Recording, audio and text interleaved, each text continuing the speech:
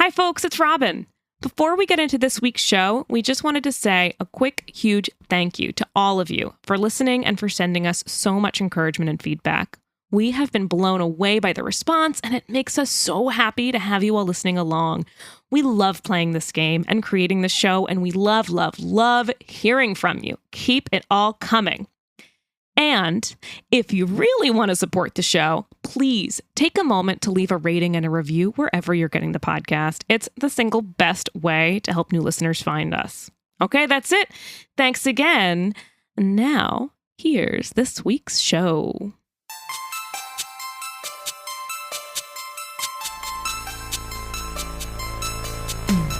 In a quiet seaside town, an evil laid to rest centuries ago has risen. An abandoned fortress deep in the swamp holds a secret that could save the village or destroy it. Now, a band of adventurers sets out to dig up the wounds of the past and bring the light of day to the roots of ruin. This is Tabletop Gold.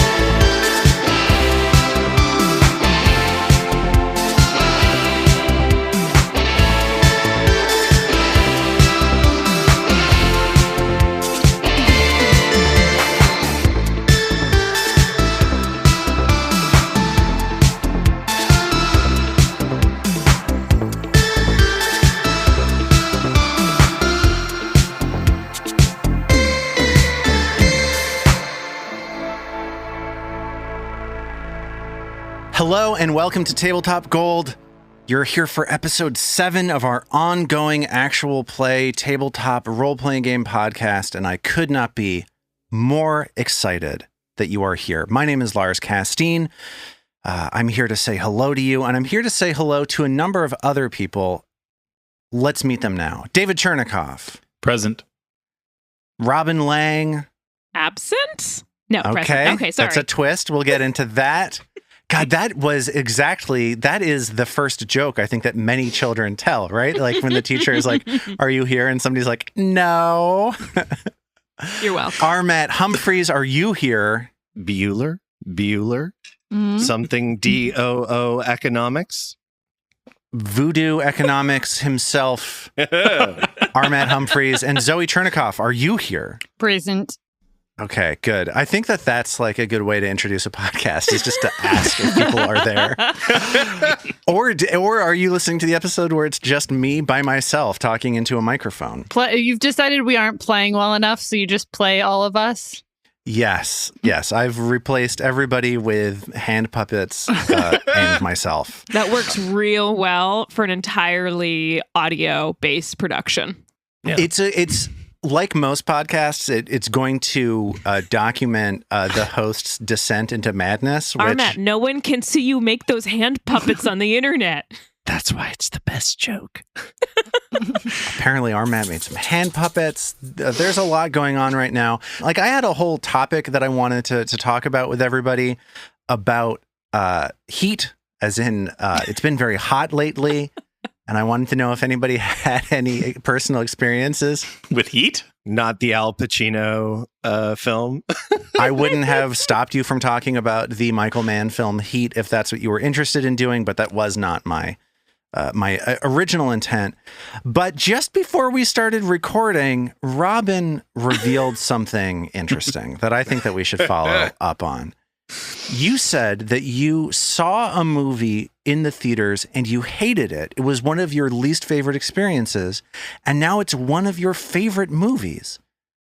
2 questions. How does that happen? And 2, what movie are we talking about? I feel like, so any of my friends who are listening to this right now know exactly what movie this is. I remember going to see this movie. I'm gonna really play this out a little bit very clearly because all of my other friends, so I went to see it with one girlfriend in college, and all of her other friends had gone to Philadelphia to go see an Eddie Izzard show. So we were already like cranky because we didn't get to go with everyone else. They'd bought the tickets without us, so they all went and saw. And so I went with my friend Joni, and we went to see this movie that had been advertised and looked like it was going to be a really great comedy by this British director I really liked. And about halfway through, I just kept thinking to myself, what the fuck is the point of this movie? And lo and behold, I almost walked out of Love Actually, thinking it was one of the shittiest things I had ever seen. The movie in question was Love Actually. Yeah, Love Actually. So then when we were talking with our friends later, I was like, oh yeah, don't bother with it, guys. It's not worth it. And now it's a tradition. I can't get through a holiday season without watching it at least once. I need to see Hugh Grant's little tushy shake. I need to see Colin Firth dive into a pond yet again as he attempts to jokingly speak Portuguese, which he cannot do. And these are both things that happen in the film? Oh, all so that many. and more. There's All that and so more. much. And it's such a nonsense film. And it's basically like, I'm blanking the director's name, the same guy who did Notting Hill and 4 Weddings and a Funeral, which is a brilliant movie. And it's basically a bunch of one-off plots, none of which could possibly make it as its own movie because none of them are strong enough. And so instead, you jam them all together into one movie and make up really loose connections between all the characters so that it can be one movie. So what happened? And I just looked it up. The director's name seems to be Richard Curtis. Anthony Curtis. Yeah, Richard Curtis. But so what happened? How did you get from? Honestly, I think I just ignored it for years, and then it was on TV, and I started watching it one day, knowing that it's a terrible movie. And you know how when you have low expectations going into something, that kind of sets you up for not hating it? I think my low expectations of my memory of this movie, it really grew on me, and I'm very fond of it now. I mean, I torture my poor boyfriend with it. He has a very high threshold of things that he will do, but the fact that I make him watch it every year, he's like, do we have to? Must I watch this every year? I just want to throw out a like slightly different connection to the way that Robin laid out her journey with this movie, which is that it has gone from, thing that she didn't like in the first place, the thing that she loves, and now occupies a very particular place in her relationship, which is thing that must be watched every year at Christmas time, because one partner loves it, even though it is not the other partner's cup of tea. Right. There's one thing in particular that occupies that same place in our marriage, and it is the original Rudolph the Red-Nosed Reindeer claymation special from the whatever that is, 50s or 60s, the like Burl Ives situation. Yeah. Speaking of problematic, which is a treasured holiday tradition for one of our families, and for the one other that didn't grow up Jewish, right? And then for me, when we watch it, it makes me feel like I'm actively losing my mind. Like when a character in this game like is being attacked by like a mental effect and they have to do a will save, that's what happens to me when I am watching Rudolph the Red-Nosed Reindeer. It has just enough patina of logic and continuity that you're sort of supposed to go along with it, but if you focus on what's happening like the slightest shred, you just immediately feel that like the walls of sanity crumbling from beneath you. As any good Christmas movie will do for you. And you know what's going to help you get through that, David? Rum with a splash of eggnog, not the other way around. Not eggnog with a splash of. Is this a Love Actually reference? No, this is how the Lange family gets through Christmas. Right. Yeah, this is a Christmas tradition that you're hearing about. And I love that we're also talking about Christmas and winter holiday things in July. Yeah, it's July 1st when we're recording this, by the way. My family and I have started watching the William Wegman Christmas special. The guy who takes pictures of dogs? Exactly. And he has done a couple things. One is like a very it's one of the dogs' name. Yeah, exactly. And then there's this other one called the Hardley Boys, and he dresses his dogs up and does like a very tongue-in-cheek and sort of camp Hardy Boys. I've never heard of this before. These are terrific. Well, I hope everybody listening has gotten their Christmas, like various ways of tormenting their own minds, the minds of others, the loved ones, for the coming holiday season. We only do have 6 months until Christmas, so it really is right around the corner. I'm glad that Hanukkah's early this year too. So you want to get those William Wegman DVDs; those go fast. Are they streaming anywhere? It looks like you can get them on YouTube day by day. Lars wants to start the game so bad. I'm actually not that worried about getting into the game because once I edit out things that are going to be off-putting and alienating for potential listeners, we've got about 35 seconds of material here before we kick the game off, so that's just the fine. Wegman recommendation, and that's it. It's all This has Wegman. become a very bad relationship indeed. Is that a reference to Love Actually? Why, yes, it is. Yeah. Hugh Okay. Grant stepping up to the evil Billy Bob Thornton to win. Who is the most AKA American president ever? Yeah. Well, I get why Robin disliked this movie initially. Let's move on to the game. I just want to say real quick before we jump into this, I have really no idea what it is that's going to happen on this game today. You know, like this adventure, this dungeon is like very open-ended. It's sort of sandboxy to coin a term. I have the feeling that the players are going to head back into the dungeon, but I really just don't know where it is that you're going to head in. Are we going to head towards the place that you think, oh, this is hidden away so that no first-time players are going to end up here, so it should be fine? Yeah, I mean, I had to prepare all of the reasonable places that you might go and also all of the terrible idea why would you go there places. So we'll see what happens. I just want to point out, though, that the mayor said we couldn't go back. So I assumed this was just going to become more of a, like, wander around Otari, get menial labor jobs, kind of. Yeah. Slow medieval capitalism. The mayor said not simulator. to. I guess we can't. Hey, Lars, should we hand it over to you for your delightful opening monologue? Yeah, sure. Why not? Let's recap what it is that's going on in this game, shall we? Oh, Yes. yeah. You have been back in the town of Otari for 3 days since the morning that you first started exploring Gauntlet Keep to try to determine the cause of the blue light that illuminates the ancient lighthouse every evening. After the memorial service for your fallen ally Haplo, you've returned to your friend Rin Savinxi's shop to purchase supplies. Your shopping trip has been interrupted, though, as the mayor of the town, Osif Menhemes, and the head of the guard, Lardis Longsaddle, barged in to yell at you. The mayor is deeply concerned about people going to Gauntlet after Haplo's death and is warning you, or has warned you, against returning. Just as Trill and the mayor start getting into a heated argument, another person enters the room. Armat, please refresh my memory. Who is this person? So this is a tall, hooded man in dark leather armor, carrying a Aldori dueling sword and a brace of daggers with bone handles just all strapped across his chest in a bandolier. This is Vadim Drakeshku, a champion of Pharasma. Oh. So an enormous argument has broken out, and the argument is interrupted by our new friend, Vadim Drakescu. You know, Mr. Mayor, it's not a problem to have no memorials. One of my roles as a priest of Pharasma is, should we lose anyone else, I've been a grave digger in my time. He turns to you and sort of looks you up and down and raises his lip in a bit of a sneer. And he says, I don't have time for this today. He turns to the rest of you and says, you've heard my warning. You understand what's at stake here.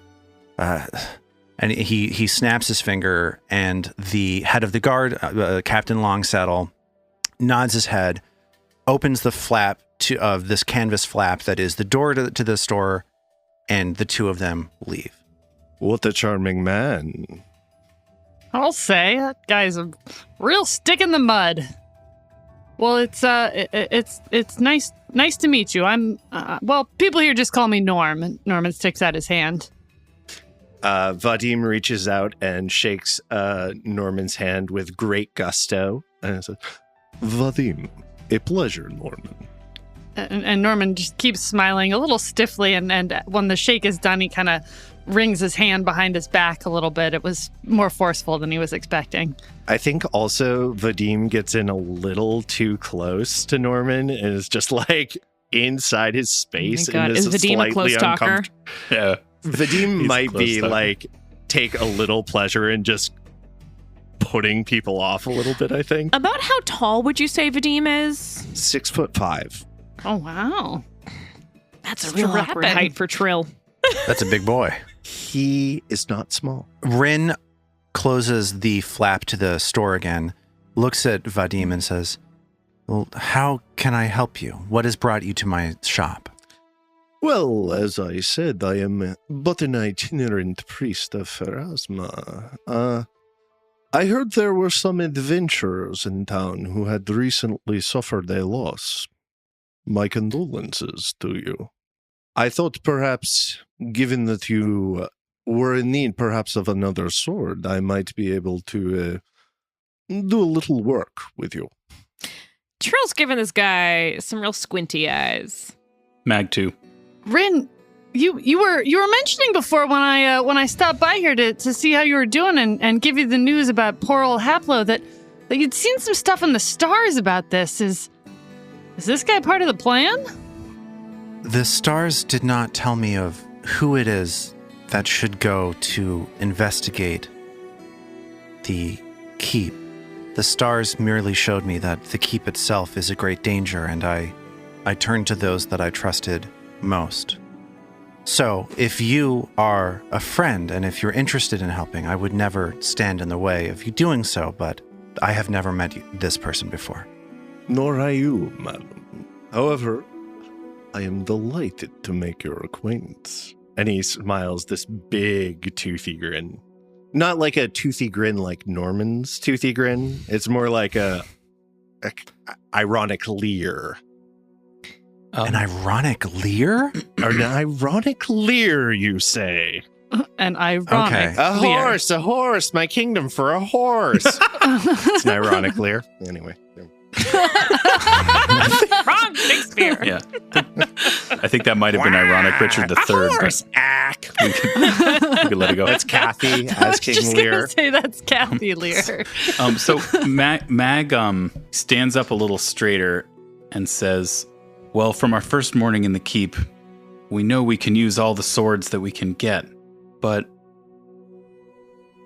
I want to know why you're here, and I want you to show us something to prove that when we go back into that keep, that you'll have our backs when the enemies are at our fronts. Yeah, where are you from? And what do you mean you heard of us?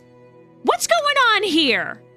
Rin raises her eyebrow because she is also interested in the answer to this question.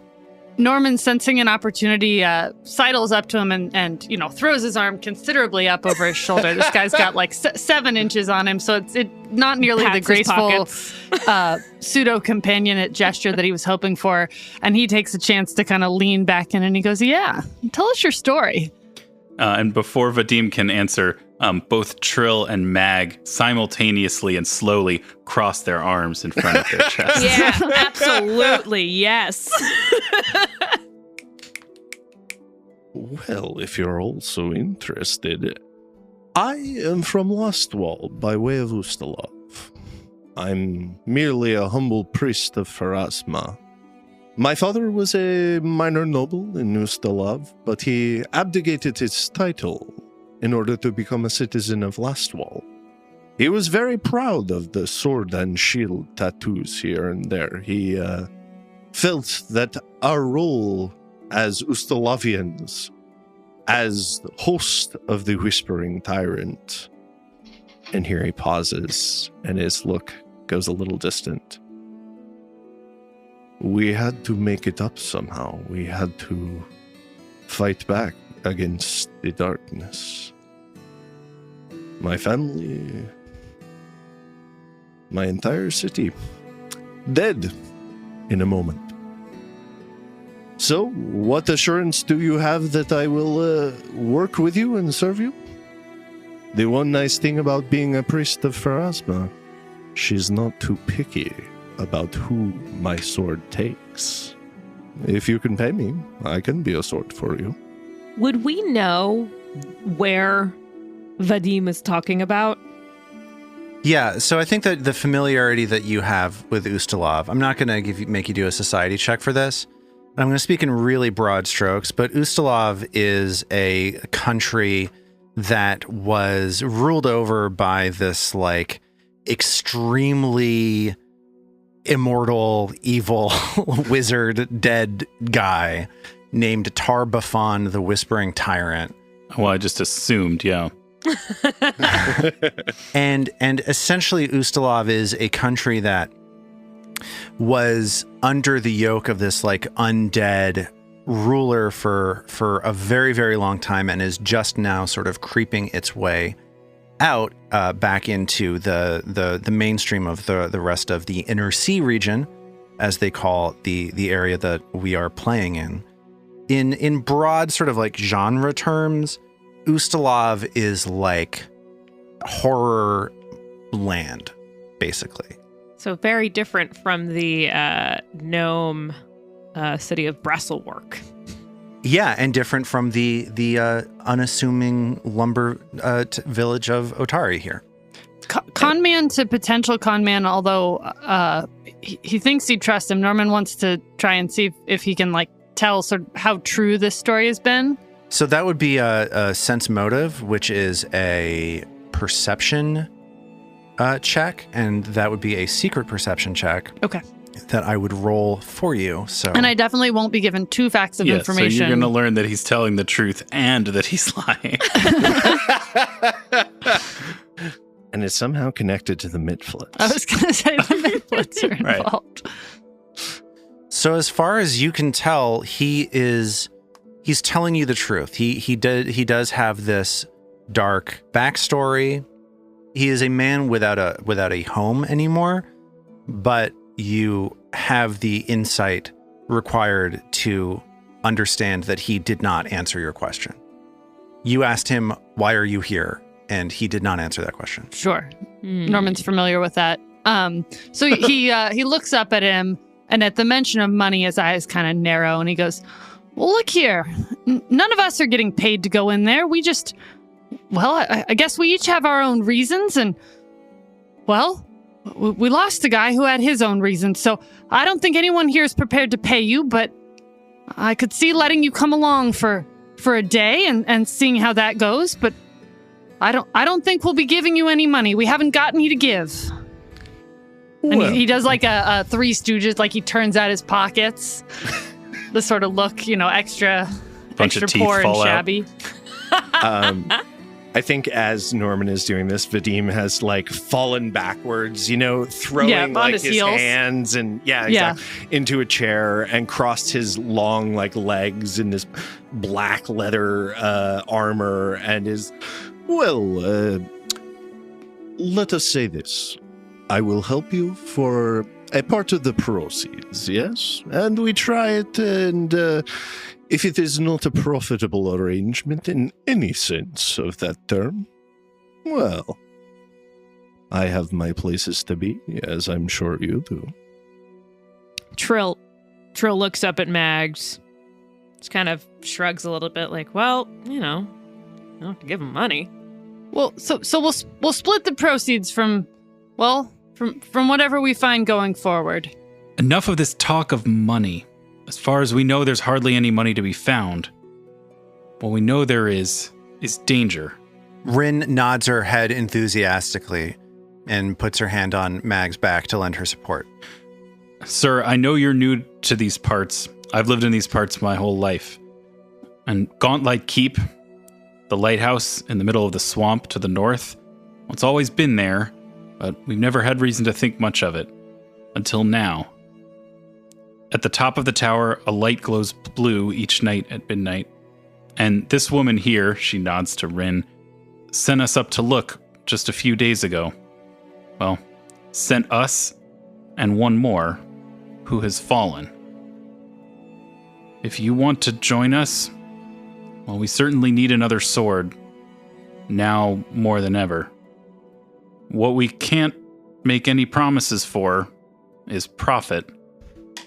But we know that there are many people in this town who are in grave danger, graver danger than that mayor would let on. So And she looks now at Trill. I think if he'll join us, we should have him. I mean, if you're here for adventure, we're probably the right group to stick with. Plus, and Norman pulls one out of his pocket and winks, we got teeth. Delightful. It seems settled then. Curious trophies, my friend. Do you keep them from your kills, or is it a more personal interest? And Norman looks at him weirdly blankly with a smile on his face, and he goes, "No, my patience." And turns back and looks at Rin. The impression that I had is that you came here to prepare for your next outing. What can I do to help you? Well, it's much more dangerous than we anticipated, and I think I need some healing potions. I found this bead. Do you think you could do anything with it? So she pulls out the peridot bead that she pulled out. Doesn't mention to Rin that she pulled it out of a pile of what was probably Mifflet poop. She reaches forward with two hands and holds the bead up to her eye and says, "Yes, I'm sure I could give you something for this." Great. You might not want to put it too close to any membrane surfaces until you give it a really good wash. She nods and says, "It is a disgusting place, to be sure." So Trill's going to end up buying a healing potion and an anti-venom potion as well. Okay, got it. And those going in my inventory. Zoe, was Norman looking at selling any of the treasure that he picked up? Yeah, so he feels like he's come to terms with Vadim, but he doesn't want to arouse suspicion. So sort of while Vadim is maybe wandering up and down the aisles, fidgeting with things, like he doesn't actually think he won't hear it all, but he sort of sidles up to Rin and he goes, "As we talked about, can you get me the 20 gold for this?" She nods and takes the item away from you. And then as she's doing that to sort of create additional conversation, he goes, "Rin, one more thing. A little bird mentioned to me that there was something about kobolds being at the keep, and when we were there, well, we saw part of one. We interacted with it a little bit, but do you know anything more about that?" Going back for just a second, that was the... Sure. Zoe, that was the scope thing that you... What was it? What's the word? Spyglass. Spyglass, right? Okay, because we just said item, so I want to make sure listeners knew. Oh, yes. Yeah, the shiny has been sold. Norman was being subtle, but there's no reason that our listeners should be as confused as all the player characters should be. We want Vadim in the dark, but not you. Not you, dear listener. Well, as you know, the stone scale kobolds have long lived in the area. In the time between when the Rose Guard founded the city and when it was refounded, it became a haven for the stone scales, and since that happened, they've relocated underground, and I had heard rumors that they had moved into Gauntlight itself, although it seems as though some fate has befallen them, and they are no longer the rulers of the keep. Were they good rulers when they were there, or at least decent? The impression that I always had until recently was that if you stay away from Gauntlight, you didn't run into problems from them. Although, we can attest by that light that appears every evening that something has changed recently there. Who did you find instead of the kobolds? Well, they were Mifflets, and the Mifflets had these giant maggots. They were like as big as Vadim. That's a quite big maggot. I wouldn't like to meet that maggot. Mifflets, I would have guessed that pitiable creatures such as those should have presented even less of a challenge than the stone scales. Well, the Mifflets weren't all that we found there. Haplo was killed by what appeared to be a possessed doll with the head of a bird, and we took I Trill. have the soul stone in my bag. Could you show Rin where that gem was attached?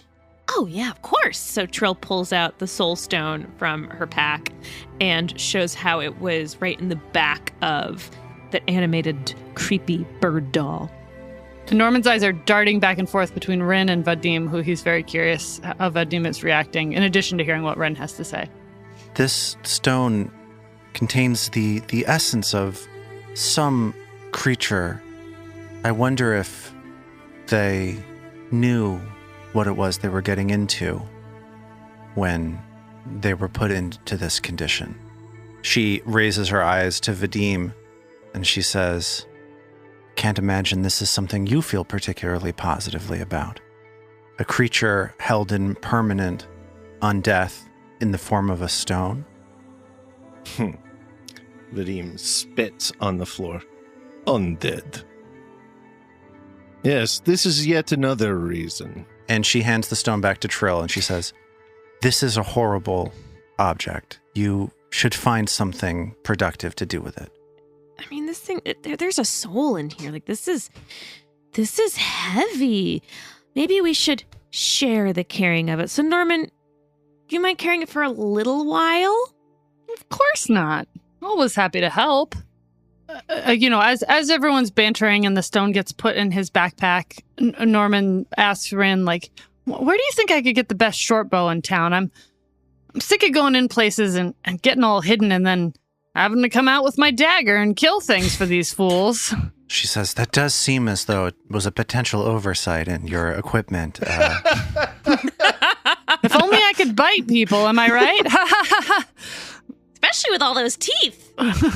There are, of course, many ways that you could have been able to bite people that you just chose not to do. And she looks down at the ground. She's like, "One can only imagine if your friends would still be here if you had that short bow." Just kidding. Okay, so if you're looking for a short bow, your options in town, let's see.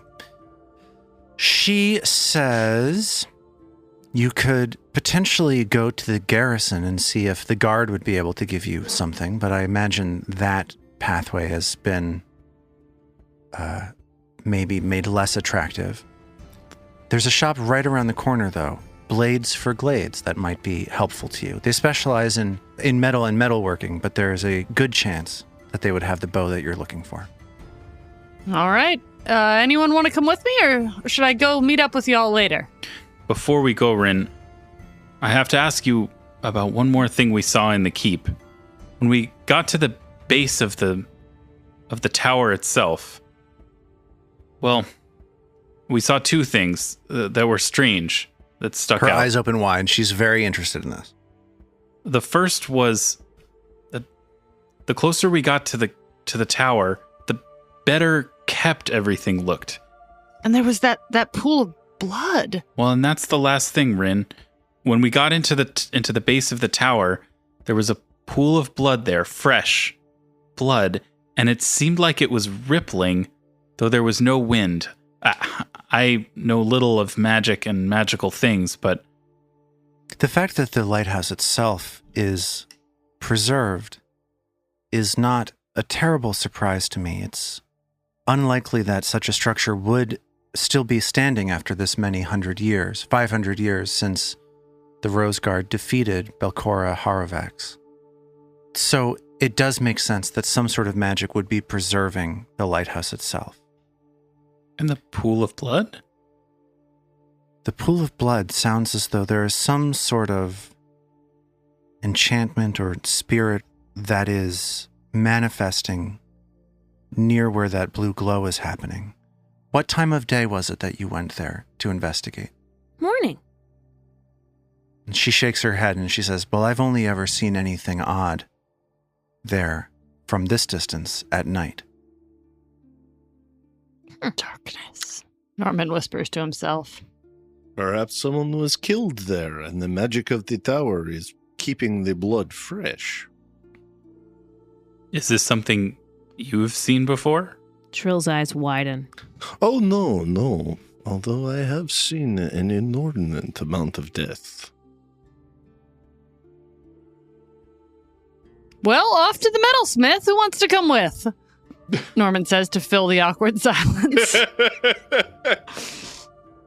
So Trill's going to head off to the Crook's Nook and get some snooks and play her harp, hoping to get a couple copper pieces. What time is it right now, Lars? It's mid-morning. It's just before noon. All right. Why don't we meet up at noon at the Stone Circle and we can head back? Okay, so Norman breaks off to go to Blades for Glades. Trill heads over to the Crook's Nook. What are Mag and Vadim doing? Mag is going with Norm. She has enough gold to be able to get a breastplate. And if she sells the armor she has now, she'll have a little bit of coin, but not enough to do much else. Okay. And what is Vadim doing? Vadim will go with Trill to the Crook's Nook and have a beer, basically. A crow's cask ale. Just be a normal, fun guy, like he is. Vadim is very fun at parties. And before he left Rin's as part of the exchange over the spyglass, Norman took 2 minor healing potions from her. So, Trill and Vadim break off to head south to Crow's Casks, continuing to walk after Norman and Mag turn into Blades for Glades. Blades for Glades is it's a smithy. You hear as you start approaching, you feel the warmth of the kiln, I guess it is, of the forge, and you hear the sound of clanking metal. Tink, tink, tink. And you walk in and you see somebody.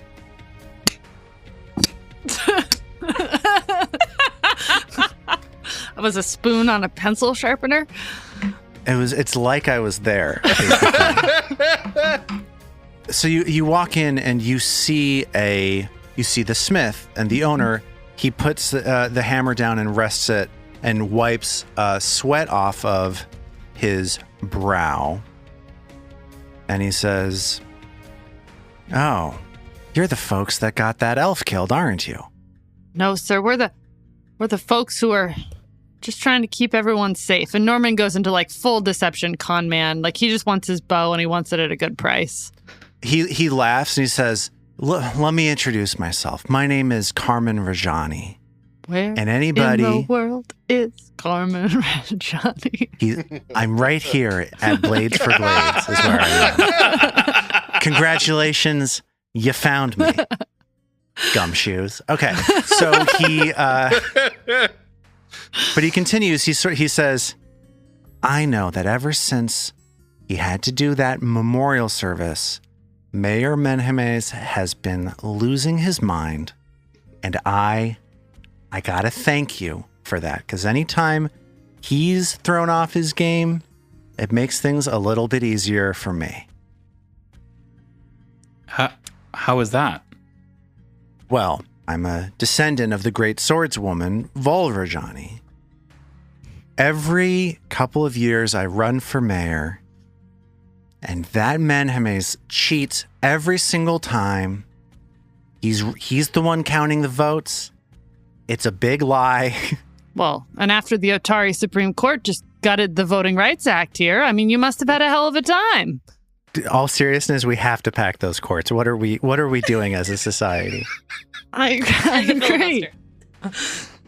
We have to end the filibuster.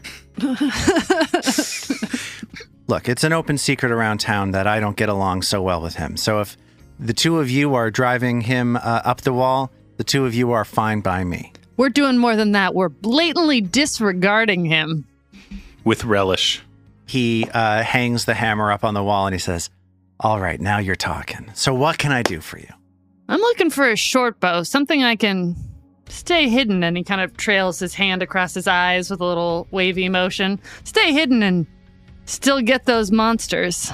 You got it, no problem. And what about for you?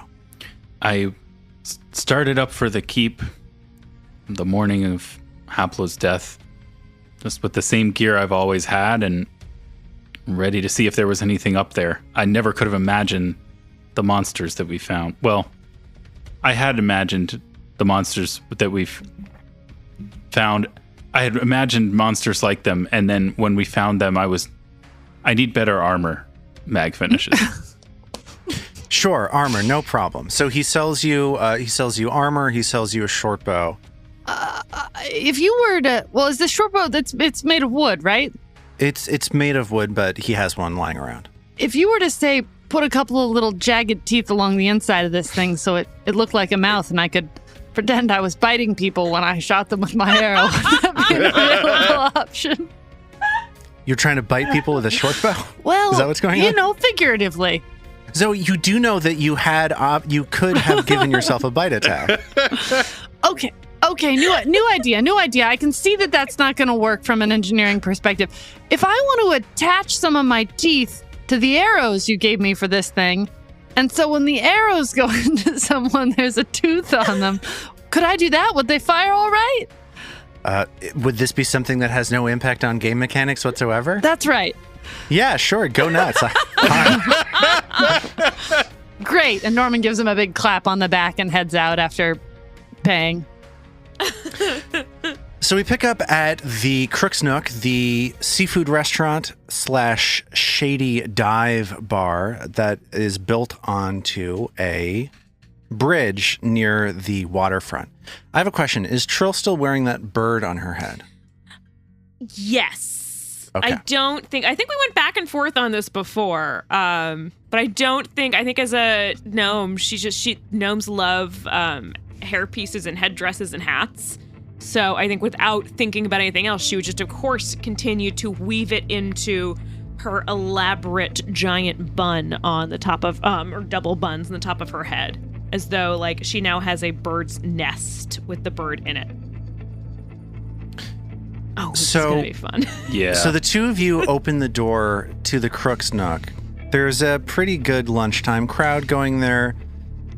I think that if you were looking for a drink at 11:45 in the morning, this is probably the place that you would go. Cheers. So, yes, I think that you have chosen the right place to go, at least for Vadim's purposes. As you open the door, you hear the sound of revelry, like people arm wrestling each other in the corner, people throwing their cards down Otari! Yeah, they're watching professional sports, obviously, on the thing. And as soon as Trill walks in behind or in front of Vadim, either way, that sound stops. Everybody turns, whips their head around, sees this wooden bird on top of Trill's head, looks at her like there's a child in the corner of the room that just starts crying. And Trill sees everyone turning towards her and immediately pulls out her harp. She's like, "Hey guys, you ready for some music?" You see a tall woman step out from behind the bar with a dark green sort of cloak around herself. And she walks up to the two of you, rests her hands on her knees, and looks at Trill, and she says, "What is the meaning of you parading that around town?" What, my harp? I'm a bard. She snatches the bird out of It's kind your of hair. tangled in Trill's hair. She goes, And she "Ow!" tugs at it for a little bit. She's like, "Ah!" Ow! Hey! I found that! Be nice to the gnome. She grabs it, tucks it into her cloak, looks around a little bit, coughs. Everybody at the bar starts making the noise that they were making before, and coaxes you into a back room behind the bar. She looks up at Vadim and she puts her harp back in her holster, and she kind of tilts her head. She goes, "Okay, let's figure out indicating, let's figure out what's going on here. Come on, you're my muscle." Vadim looks sort of longingly at the bar and then just sort of wanders. Maybe he grabs someone's drink on his way in and pounds it back. Totally. He looks over and sees an ale and grabs it off a table from some hapless looking dude, raises it and cheers. No rock. Takes a big slurp of it, grins at him, and keeps walking. So in the back room, you see all kinds of tools lining the walls. It's like a clay wall that has been built as an addition onto the back of the room. kind of hanging onto the very edge of the bridge that the Crook's Nook is built onto. Before the woman says anything, Trill gets on the defensive. Who do you think you are, just taking something that I found fair and square? What's the meaning of this? My name is Yin Yasmara, and this is the symbol of the Osprey Club, a guild of entrepreneurs who operate sometimes on the edges of respectability around here. Look, you're just wearing a sign that says, I am a criminal, walking around town. Did you not think people were going to react? And she takes the wooden bird symbol, shrugs, sighs, and tosses it onto a little table. And as she said that, Trill kind of, her jaw falls up and she goes, well, if there had been like a label on it or something, maybe I wouldn't have just put it in my hair. Vadim is just grinning and drinking his beer and like watching this with utter right, delight. it's like reality TV unfolding in front of him. He is so here for it. She holds her head. You want the Thieves Guild to label its insignia to say Thieves Guild on it? I mean, isn't it already a label that they're a... I mean, yeah, you're already a guild. Like, we know you exist. There's nothing secret about this. I suppose that's true. And she sits down on a stool by this table. I shouldn't have snapped at you, but you were going to get into trouble continuing to wear that thing. So Trill looks up at Vadim and then goes and stands on the stool so that she's at eye height with this woman. Well, maybe you could tell me something about it then. I found this in a boat up at Gauntlet. What have you guys been doing up there? You found this on a boat at Gauntlet? And she stands up and slams her palm into the table and says, those fools. I had a number of my associates recently go missing. I wasn't sure where it is that they had gone to, but if you found, where did you find this symbol exactly? It was in a boat. It was in a rowboat. And it was it had some, it had some snooks in it. So it kind of made sense that it came from here. They were really good, by the way. You guys make the best pastries. Anyway, yeah, so the bird, it was like in the boat and it was kind of loose and I thought it looked pretty. I didn't know what it was. I'm not from Otari. I just travel around. I come through here every now and then. This isn't something that I feel particularly comfortable talking to most people about, but you seem just clueless enough for this to not be a problem. That's how I play every game. 4 of my employees went missing several days ago. If you can figure out what happened to them, I could give you a reward. What kind of reward? Well, I've always got some gold lying around. Is that something you're interested in? Do you think you could maybe keep the mayor off our back? She considers for a second, turning her head back and forth.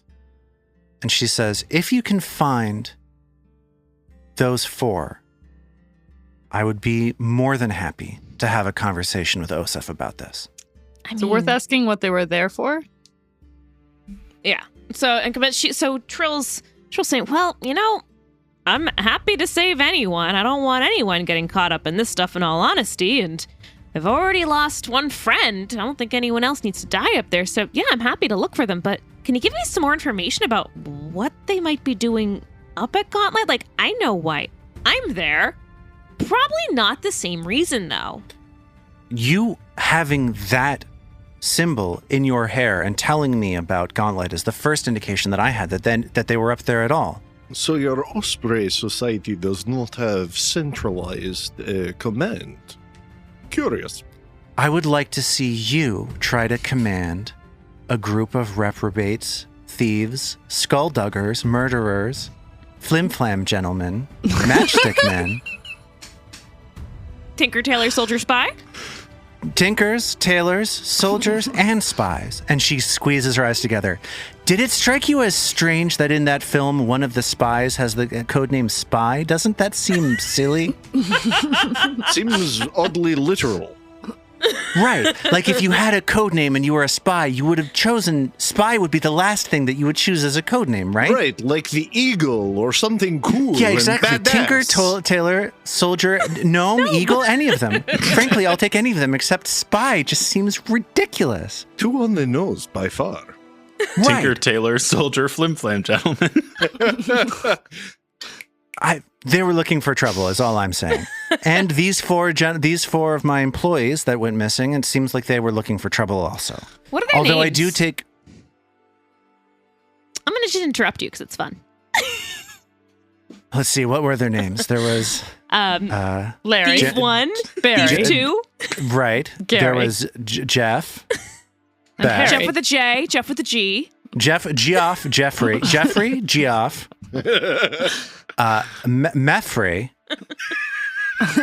And Beffrey. and Beffrey. So you do know them. Good. You must find them. Beffrey, I mean, here's the issue. The issue might be Beffrey and I have gotten into it a couple times and I've had too many know. drinks. You know, She he ghosted she's me out for of a control. little while. I can't handle She her. ghosted Frankly, me for a little while. It got a little awkward, but maybe if I save her, we could go out on a date again. That'd be kind of nice. Look, if you can handle spending any time with Beffrey, she's all yours as far as I'm concerned. Well, obviously Trill knows Beffrey, so she wouldn't need to ask this about Beffrey specifically, but would it cross either Trill or Vadim's minds to get like maybe a physical description or like the kind of shit these people wore or like identifying traits or... Yeah, I'm sure we get that down as like, pro forma. From what we've seen, I feel like if details. they're not a huge amphibian or insect trying to kill us, we can assume it Right. might be them. A humanoid who is, dressed like a thief as opposed to like a mitflit or... We'll know from the bird horrible fascinators they wear doll. so that no one can tell they're thieves. They'll be coated Exactly. in bird insignias all the time.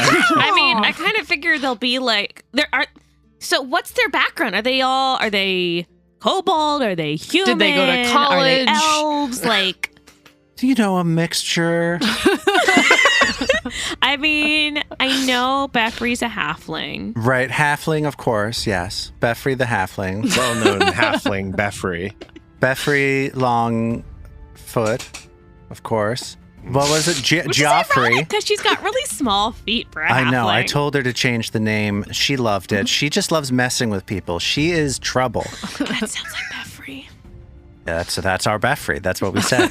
It is like when I joined the Last Wall Knights. They tried to call me Tiny. I am not Right. Tiny. Ironic It's nicknames. ironic Of course. Yes. They're almost Classic like among thieves guilds and knights puns. both. Yeah.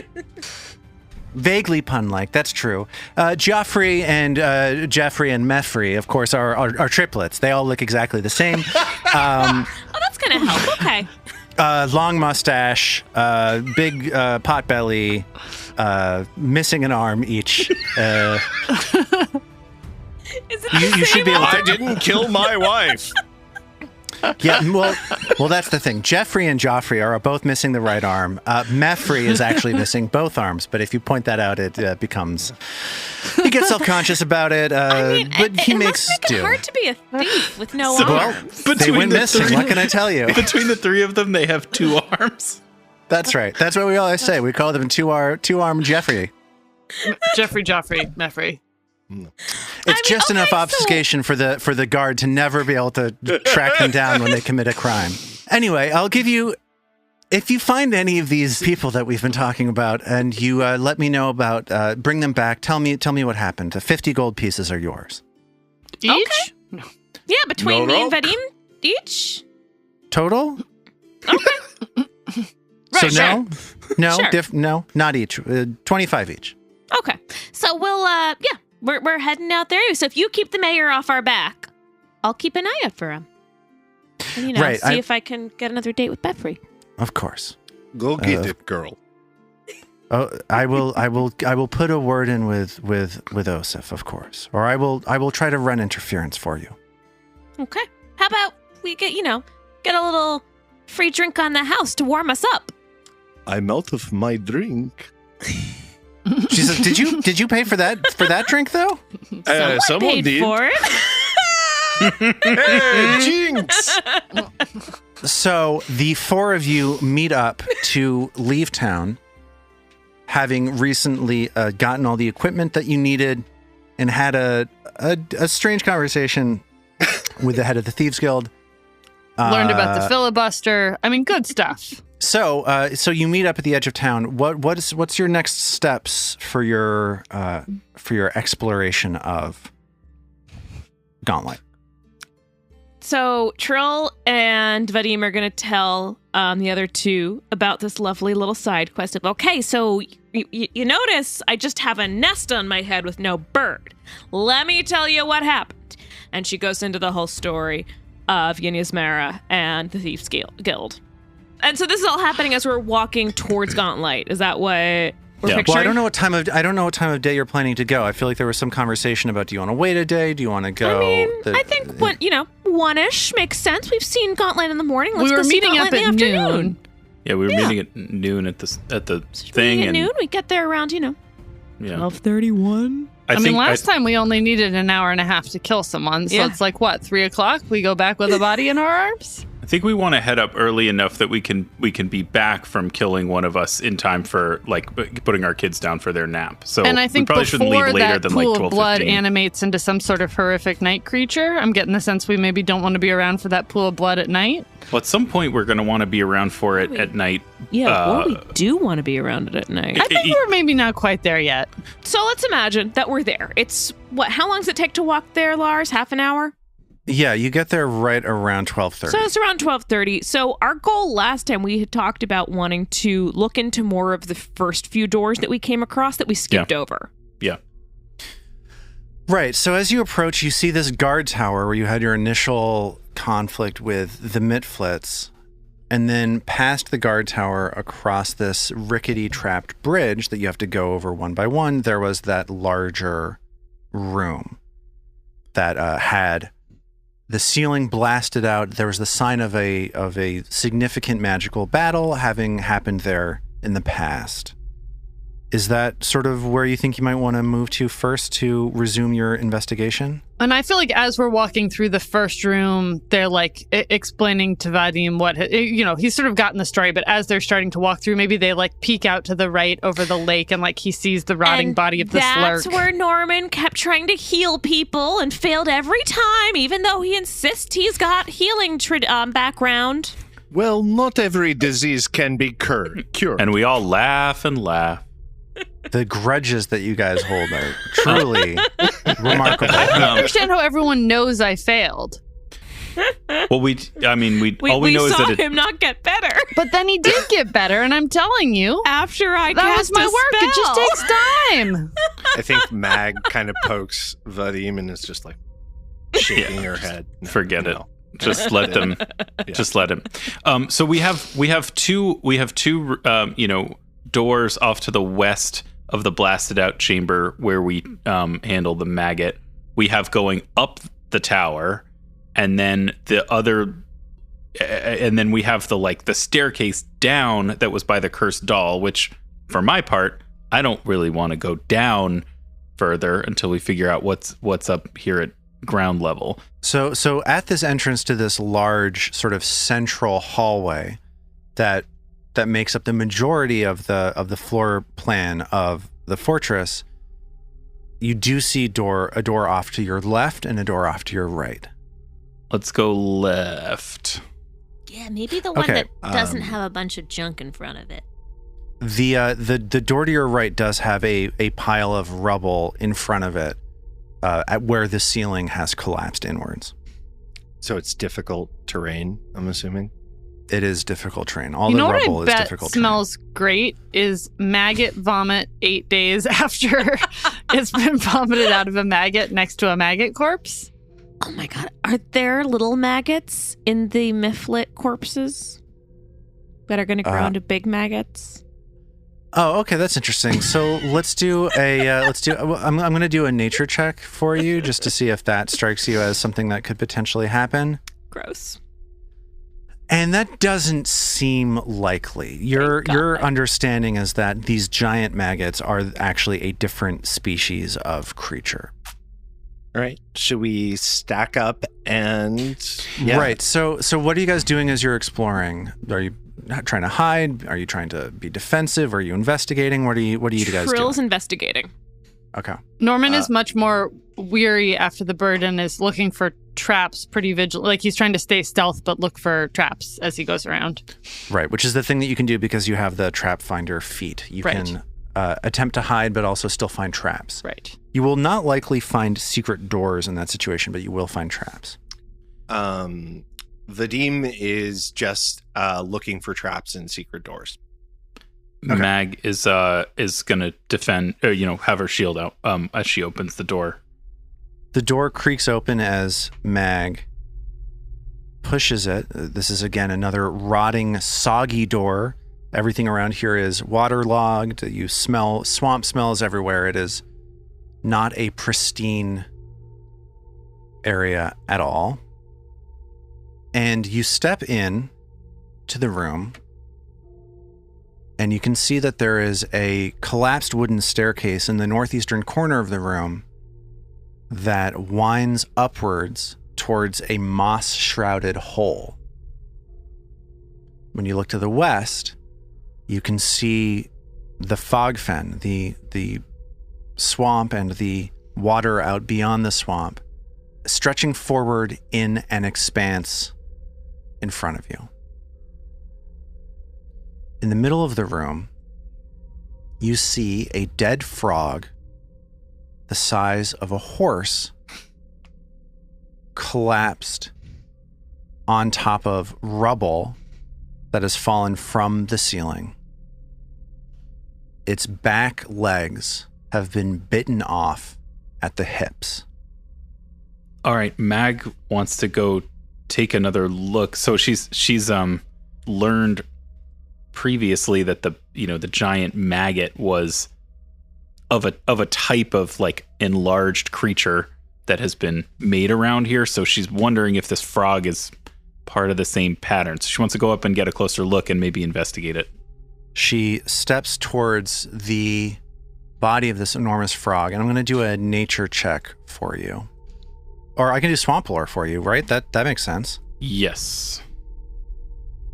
Okay. So you look at this frog and you think about the enormous maggots that you have seen. And this is all of a piece.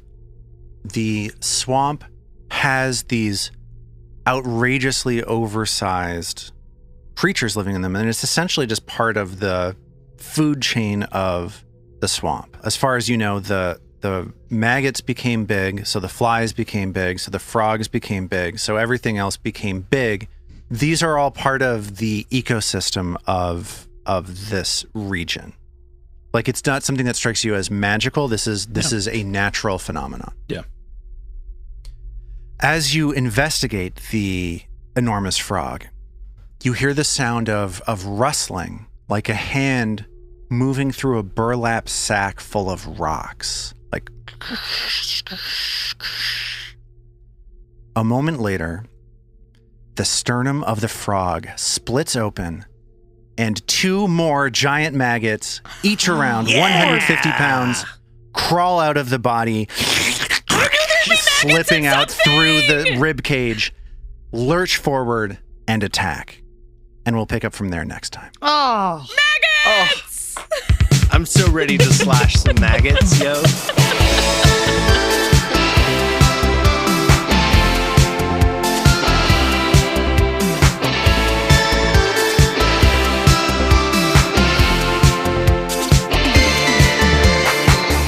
The Roots of Ruin is a Tabletop Gold production, produced under the Paizo Incorporated Community Use Policy. The Roots of Ruin uses trademarks and/or copyrights owned by Paizo Inc., used under Paizo's Community Use Policy. We are expressly prohibited from charging you to use or access this content. Paizo does not recognize, endorse, or sponsor this project in any way. Original characters and content are the property of Tabletop Gold. For more information about Paizo Inc. and Paizo products, visit paizo.com. We at Tabletop Gold would love to hear from you. Email us at letters@tabletopgold.com and find all our social links at tabletopgold.com.